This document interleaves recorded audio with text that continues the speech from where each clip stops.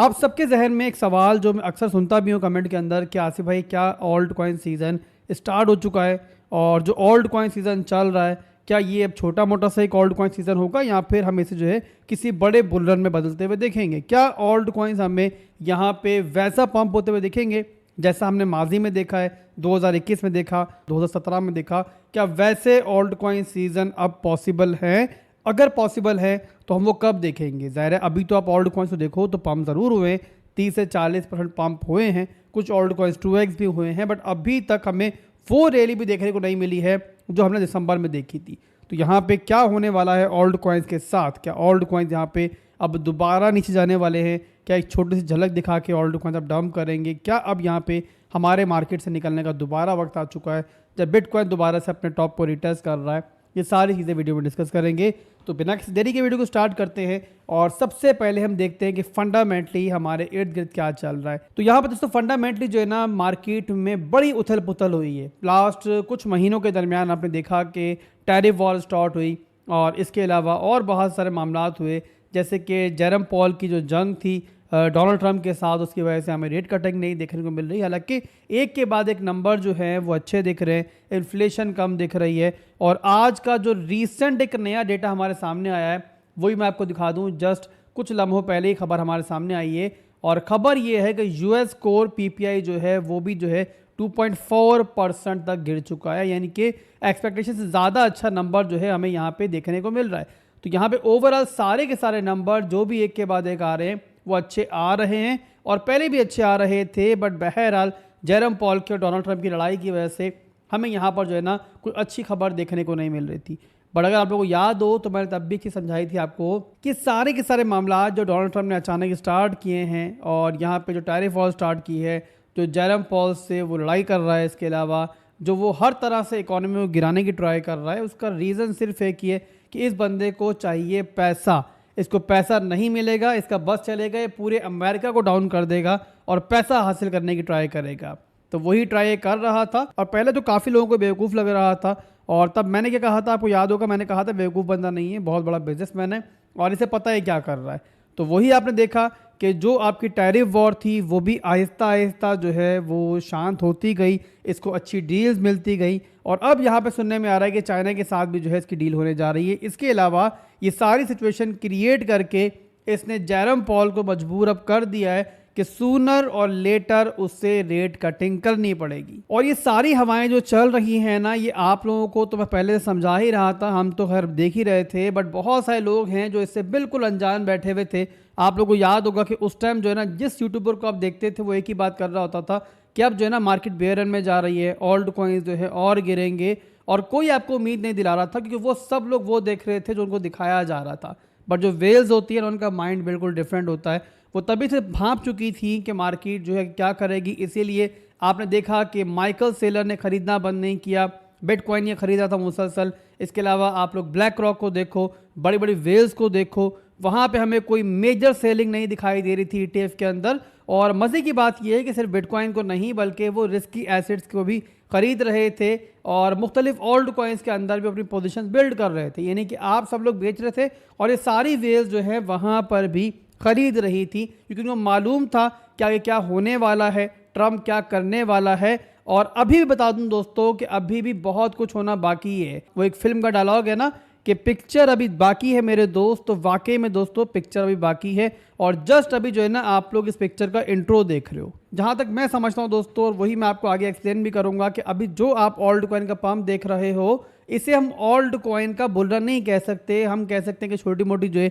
एक alt coin की rally है। और जो रैली होती है ना वो सस्टेनेबल नहीं होती, यानी कभी वो ऊपर जाती है कभी नीचे जाती है और उसके बाद फिर जब बुल रन का मौका आता है ना तो वो बुल रन जो होता है वो फिर सस्टेन भी करता है और एक पागलपन सा पंप जो है इसमें देखने को मिलता है। तो वो इंशाल्लाह अभी आना बाकी है। अब वो उतना बड़ा शायद नहीं होगा जितना 2021 में देखा हमने 2017 में देखा, क्योंकि तब जो है ना ऑल्ट कॉइन्स काफ़ी कम थे, अब ऑल्ट कॉइन्स ज़्यादा हैं, तो उतना बड़ा नहीं होगा। बट बहरहाल दोस्तों टक्कर का ज़रूर होगा और आपको मज़ा आएगा। अब इस थॉट के कन्फ्लुएंस के अंदर, इस थॉट के सपोर्ट के अंदर पहले तो ज़्यादा सिर्फ बातें ही थी, हम एक्सपेक्ट कर रहे थे सारी चीज़ें, बट अब जो है ना हमें होती हुई भी दिख रही हैं। जैसे अब यहाँ पे देखो डोनाल्ड ट्रंप कहाँ पे बैठा हुआ, जाके अभी बैठा हुआ है सऊदी अरब के अंदर, और सऊदी अरब के अंदर लिटरली डोनाल्ड ट्रंप के ऊपर इस टाइम पैसों की बारिश हो रही है। ट्रिलियन डॉलर की एक डील ये बंदा करके वापस आ रहा है। तो आप बताओ मुझे कि जब इकोनॉमी में यूएसए के पैसा आएगा तो वो पैसा कहाँ पेनिट्रेट करेगा, ये आप समझ सकते हो। इसके अलावा अभी अगर जल्द यहाँ पे जैसे हम एक्सपेक्ट कर रहे हैं कि अगली या उससे अगली मीटिंग के अंदर जेरम पॉल रेट कटिंग कर देता है, तो रेट कटिंग करना जो है वो बजाते खुद एक बहुत बुरी चीज़ है। रेट कटिंग होगी तो जो सेंट्रल बैंक है वो पैसा प्रिंट करेगा, जब पैसा प्रिंट करेगा तो भाई वो कहाँ कहाँ जाएगा वो आप समझ सकते हो। और फिर जाहिर सी बात है लोग रिस्की एसेट्स को भी देखेंगे, जैसे कि ओल्ड कॉइन्स हो गए, और वो भी आपको पंप करते हुए दिखेंगे। अब ये चीज़ जब आपको दिख रही है, मुझे दिख रही है, तो क्या टेथर को नहीं दिख रही है? जाहिर सी बात है टेथर को पता है कि डिमांड क्रिएट होनी है तो सप्लाई जो है मार्केट में होनी चाहिए, और वही आपको होता हुआ दिख रहा है। टेथर ने भी रिसेंटली जो है $2 बिलियन के स्टेबल्स जो हैं वो प्रिंट किए हैं, और सिर्फ 2025 में टेथर जो है $16 बिलियन के आसपास नए टोकन्स जो है वो प्रिंट कर चुका है। और सिर्फ टेथर नहीं कर रहा, आप यूएसडीसी को देख लो, आप बाकी स्टेबल कॉइन्स को देख लो। तो मेरा ख्याल है कि ओल्ड कॉइन्स के वो होल्डर्स जिन्होंने ब्लू चिप ओल्ड कॉइन्स लिए हुए हैं, यानी कि जिनके मार्केट कैप अच्छे हैं, जिनका ट्रेंड है, जो कि कचरा नहीं है, तो उनको यहाँ परेशान होने की ज़रूरत नहीं है। बहरहाल दोस्तों, यहाँ से अब चलते हैं हम लोग मार्केट की तरफ और देखते हैं कि इस टाइम मार्केट में क्या चल रहा है। तो यहाँ पे सबसे पहली चीज़ बिटकॉइन डोमिनेंस जो बताई मैंने आपको 62% के आसपास चल रही है। इथीरियम की डोमिनेंस देखो 7% से अब 10% की तरफ बढ़ रही है, 9.4% में बढ़ चुकी है। तो इथीरियम यहाँ पे दोस्तों जाग चुका है। आप जानते हैं लास्ट डे से बहुत ज़बरदस्त ये पंप हुआ है। मार्केट कैप की बात करें तो मार्केट कैप भी $3.34 ट्रिलियन पहुंच चुका है। इसके अलावा फेयर एंड ग्रीड इंडेक्स को देखें तो वो यहाँ पे 74 की रेंज में चल रही है।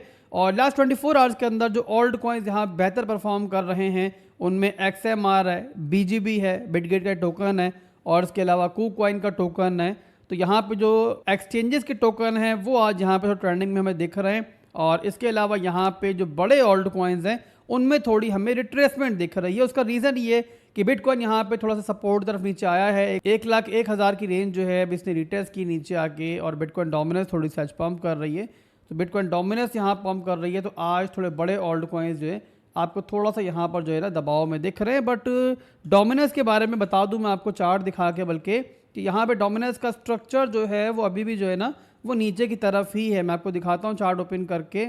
तो ये देखो आप लोग कि डेली का हमारा चार्ट है कि देखो यहाँ पे डोमिनेंस जो है यहाँ से एक फ्री फॉल के अंदर गई, उसके बाद जो लो लगाया इसने लगाया 61.89 के आसपास, ये इसकी सपोर्ट थी, मैंने मार्क की भी आप देख रहे हो। और वहीं से बाउंस अभी मिल रहा है, बाउंस तो मिल रहा है, 2 दिन से डोमिनेंस पंप कर रही है, बट स्टिल देखो तो जो स्ट्रक्चर है वो नीचे की तरफ ही, देखो लो बना, हाई बना, लो बना, और अब यहाँ पे एक लोअर हाई का मूव चल रहा है।